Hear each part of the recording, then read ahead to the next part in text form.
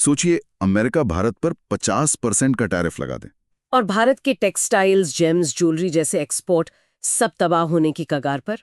फिर ब्रिक्स देशों को सीधी धमकी मिले कि अगर डॉलर को चुनौती दी तो 100% टैरिफ के लिए तैयार रहो। लेकिन भारत झुकता नहीं, बल्कि यूरोप के साथ मिलकर इतिहास की सबसे बड़ी ट्रेड डील करने जा रहा है।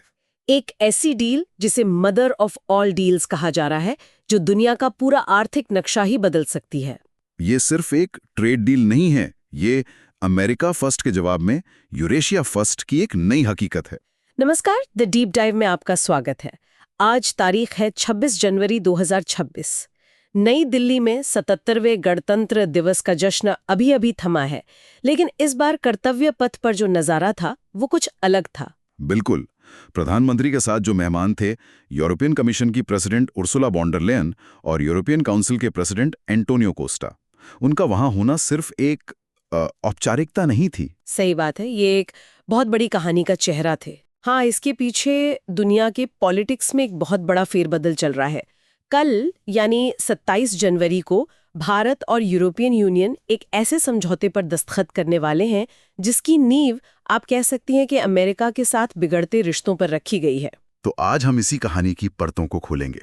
ये समझने की कोशिश करेंगे कि अमेरिका और भारत की दोस्ती में ये दरार आई कैसे, और इस पूरी कहानी में यूरोप अचानक से हीरो बनकर कैसे उभरा। और ये जो भारत यूरोपियन यूनियन की फ्री ट्रेडर सिक्योरिटी डील है, जिसे सब मदर ऑफ ऑल डील्स कह रहे हैं, आखिर इसमें ऐसा क्या खास है? बिल्कुल, इसी पर आज हम गहराई से बात करेंगे। ये कहानी है आर्थिक दबाव की, कूटनीतिक चतुराई की और एक ऐसे नए ग्लोबल ब्लॉक के बनने की जो दुनिया की सबसे बड़ी सिंगल मार्केट यानी ईयू और दुनिया की सबसे तेजी से बढ़ती बड़ी अर्थव्यवस्था यानी भारत को एक साथ लाता है। हाँ, ये लगभग 2 अरब लोगों का बाजार है और $23 ट्रिलियन से ज्यादा की कंबाइंड जीडीपी। कमाल है। लेकिन सवाल वही है कि हम यहां तक पहुंचे कैसे। 2025 में ऐसा क्या हुआ कि अमेरिका ने अपने एक अहम साथी भारत पर इतना जबरदस्त आर्थिक दबाव बना दिया? इसके लिए हमें दूसरे ट्रंप एडमिनिस्ट्रेशन की विदेश नीति को समझना होगा, जिसे कई एक्सपर्ट्स ट्रांजैक्शनल कोएशन कह रहे हैं। मतलब हर रिश्ते को सिर्फ लेन देन और फायदे नुकसान के चश्मे से देखना। बिल्कुल। वॉशिंगटन को भारत का रूस से लगातार तेल खरीदना और ब्रिक्स में उसकी बढ़ती लीडरशिप, ये दोनों बातें पसंद नहीं आ रही थीं, तो उन्होंने इसका जवाब दिया टैरिफ के जरिए। और ये 50% का आंकड़ा सुनने में बहुत बड़ा लगता है। क्या ये वाकई अभूतपूर्व था? ये अभूतपूर्व ही था। अगस्त 2025 में लगाया गया 50% टैरिफ कोई सामान्य ट्रेड एक्शन नहीं था। इसे 2 हिस्सों में बांटा गया था। अच्छा, वो 2 हिस्से क्या थे? पहला था 25% का रेसिप्रोकल टैरिफ। ये भारत के टेक्सटाइल, लेदर गुड्स, जेम्स और ज्वेलरी जैसे सेक्टर्स पर लगाया गया, जहां लाखों लोग काम करते हैं। हाँ बिल्कुल। तर्क ये दिया गया कि भारत के टैरिफ्स ज्यादा हैं तो हम बराबरी करेंगे, एक तरह से जैसे को तैसा वाली बात। ठीक है, ये तो समझ आता है। हाँ, लेकिन 50% के लिए दूसरा 25% कहां से आया? वही इसका सबसे विवादास्पद हिस्सा था। दूसरा 25% एक पीनल ड्यूटी थी, यानी सजा, और ये सजा सीधा सीधा भारत की रूस के साथ एनर्जी पॉलिसी के लिए थी। अच्छा। अमेरिका का आरोप था कि भारत रूस से भारी डिस्काउंट पर कच्चा तेल खरीदकर उसे अपनी रिफाइनरियों में डीजल और जेट फ्यूल बनाकर यूरोप और अमेरिका को ही बेच रहा है। उन्होंने इसे तेल के लिए मनी लॉन्ड्रिंग तक कह डाला। बाप रे, 50% टैरिफ और ऐसे इल्जाम, इसका असर तो बहुत भयानक पड़ा होगा भारतीय इंडस्ट्री पर। बहुत ज्यादा। ICIR जैसे संस्थानों ने चेतावनी दी कि भारत का अमेरिका को होने वाला लगभग 70% एक्सपोर्ट खतरे में है। तिरुपुर और सूरत जैसे एक्सपोर्ट हब्स में बेरोजगारी का संकट खड़ा हो गया। और बात सिर्फ यही नहीं रुकी थी, है ना? नहीं, ब्रिक्स को लेकर सीधी धमकी दी गई कि अगर डॉलर को रिप्लेस करने के लिए कोई नई करेंसी बनाने की कोशिश भी की तो 100% टैरिफ लगा देंगे। They can go find another sucker nation जैसे शब्दों का इस्तेमाल हुआ, जिसने डिप्लोमेसी की सारी हदें ही पार कर दी। इन धमकियों और 50% टैरिफ के बाद तो भारत के पास ज्यादा रास्ते नहीं बचे होंगे। आमतौर पर देश जवाबी टैरिफ लगाते हैं, क्या भारत ने भी वही किया? नहीं, और यहीं पर भारत की स्ट्रैटेजी अलग थी।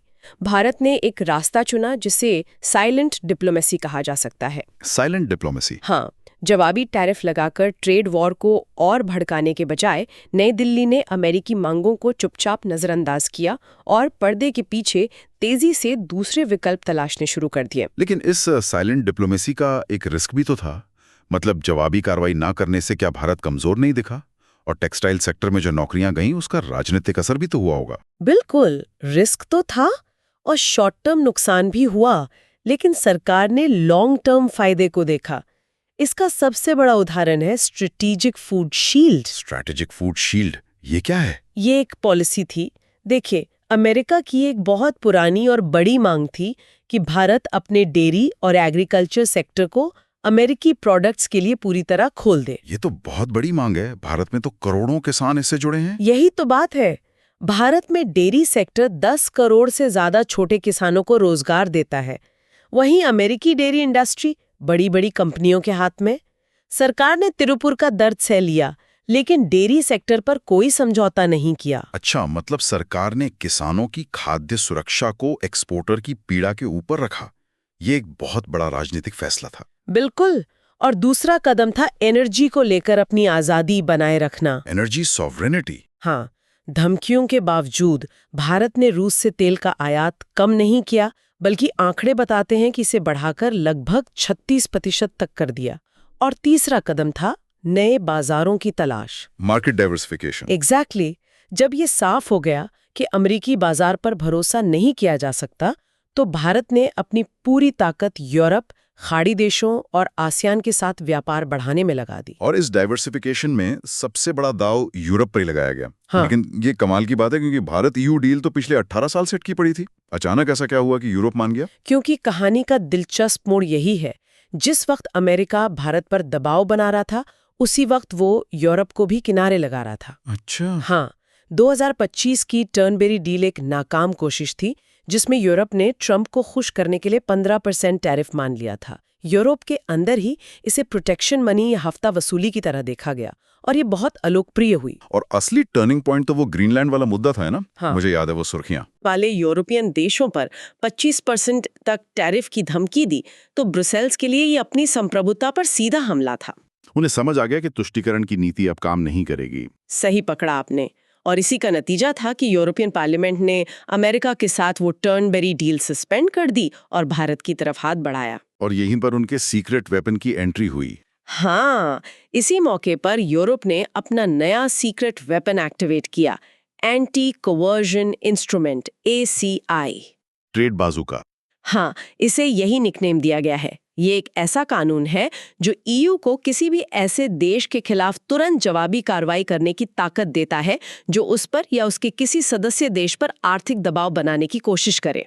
मतलब इसी ट्रेड बाजुका ने यूरोप को ये आत्मविश्वास दिया कि अगर अमेरिका ने भारत के साथ डील पर सेकेंडरी सैंक्शन लगाए भी, तो वो उसका डटकर मुकाबला कर सकते हैं। कमाल है। तो इसी भरोसे पे ये डील फाइनल हुई। चलिए, अब इसके अंदर झांकते हैं, भारत को इसमें क्या मिला और देना क्या पड़ा। ये डील ट्रेड और डिफेंस दो हिस्सों में है। ट्रेड की बात करें तो द्विपक्षीय व्यापार अभी करीब 136 बिलियन डॉलर का है। और इस डील से इसके दोगुना होने की उम्मीद है। बिल्कुल, क्योंकि 90% से ज्यादा सामान पर टैरिफ खत्म हो जाएगा। इसमें सबसे बड़ा और सबसे मुश्किल सौदा कौन सा था? सबसे बड़ा सौदा ऑटोमोबाइल सेक्टर में हुआ है।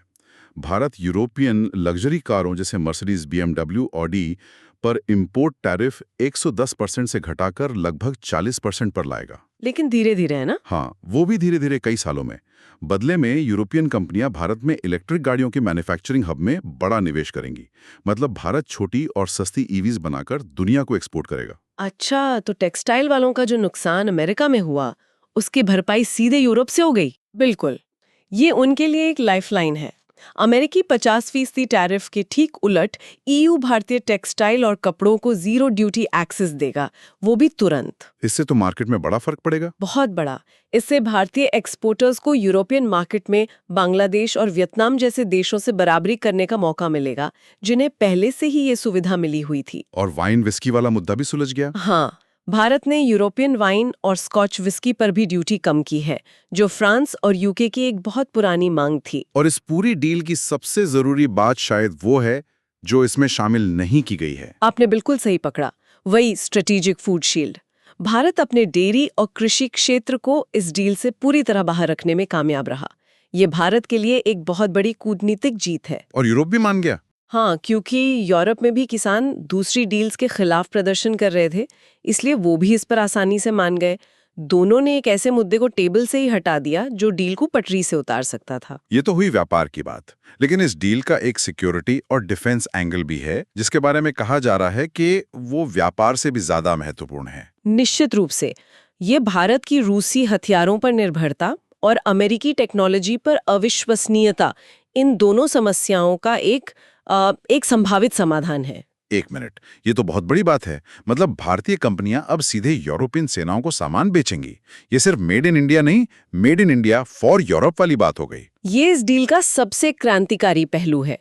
भारत को यूरोप के 150 बिलियन यूरो के SAFE security action for Europe programme में हिस्सा लेने का मौका मिलेगा। Safe programme? हाँ, यूक्रेन युद्ध के बाद यूरोप अपने हथियारों के भंडार को फिर से भग रहा है। वो भारत को गोला बारूद, विस्फोटक और बेसिक प्लेटफॉर्म्स के लिए एक भरोसेमंद मैन्युफैक्चरिंग हब के तौर पर देख रहा है। मतलब भारत एक तरह से नेटो एडजेसेंट लॉजिस्टिक्स नेटवर्क का हिस्सा बन जाएगा। आप ऐसा कह सकते हैं। और संवेदनशील टेक्नोलॉजी का क्या?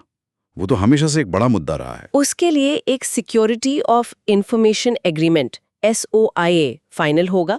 इससे जेट इंजन और सबमरीन सेंसर्स जैसी क्रिटिकल टेक्नोलॉजी का साझा विकास और ट्रांसफर हो सकेगा। और समुद्री सुरक्षा, उस पर भी बात है।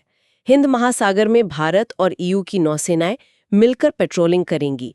जैसे जैसे अमेरिका दुनिया से कट रहा है, यूरोप के व्यापारिक जहाजों की सुरक्षा के लिए भारतीय नौसेना एक मुख्य गारंटर के तौर पर उभर रही है। तो ये सब देख के वॉशिंगटन में कोई चुप तो नहीं बैठा होगा? उनके तरकश में क्या तीर हैं इस नए गठबंधन को रोकने के लिए? उनके पास कई खतरनाक विकल्प हैं, लेकिन वे जोखिम भरे भी हैं।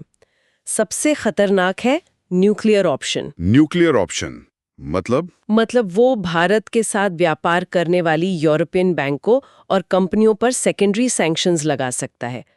तर्क ये होगा कि ये डील रूसी तेल के व्यापार को आसान बना रही है। लेकिन अगर ऐसा हुआ तो यूरोप क्या करेगा? क्या वो पीछे हट जाएगा? नहीं, तब EU अपना ACI यानी ट्रेड बाजू का इस्तेमाल करेगा। ये एक बहुत बड़े ट्रांस अटलांटिक ट्रेड वॉर को जन्म दे सकता है। यूरोपियन कानून अमेरिकी प्रतिबंधों का पालन करने को ही अवैध बना देगा, जिससे कंपनियां दोनों के बीच फंस जाएंगी। और कोई कानूनी रास्ता है अमेरिका के पास? हाँ, सेक्शन 301 इन्वेस्टिगेशन। अमेरिका का ट्रेड रिप्रेजेंटेटिव ये जांच शुरू कर सकता है कि भारत EU डील उसके साथ भेदभाव करती है, क्योंकि ये यूरोप को वो रियायतें देती है जो अमेरिका को नहीं मिली। और इसके आधार पर वो जवाबी कार्रवाई कर सकता है? हाँ, वो जवाबी कार्रवाई में EU के सामान पर नए टैरिफ्स लगा सकता है, या फिर वो हंगरी या पोलैंड जैसे देशों को अलग से डील ऑफर करके EU की एकता को तोड़ने की कोशिश भी कर सकता है। तो अगर सब कुछ जोड़ के देखें तो अमेरिका ने भारत को धमकाने की कोशिश की और नतीजा ये हुआ कि भारत और यूरोप और करीब आ गए। मतलब दांव पूरी तरह उल्टा पड़ गया। बिल्कुल, आर्थिक दबाव की अमेरिकी रणनीति बुरी तरह से बैकफायर कर गई है। उसने भारत को झुकाने के बजाय उसे एक मजबूत यूरोपीय साथी दे दिया। अमेरिका फर्स्ट की नीति ने अनजाने में ही एक यूरेशिया फर्स्ट की हकीकत को जन्म दे दिया है। हाँ, एक ऐसी दुनिया बन रही है जो सिर्फ अमेरिकी बाजार पर निर्भर नहीं रहना चाहती। और इस पूरी कहानी से सीखने वाली सबसे बड़ी बात क्या है? हमारे लिए इसमें क्या सबक है? मेरे हिसाब से सबसे बड़ी सीख साइलेंट डिप्लोमेसी की ताकत है। भारत ने हल्ला मचाने के बजाय चुपचाप अपना काम किया और शॉर्ट टर्म नुकसान सहकर लॉन्ग टर्म फायदे को चुना।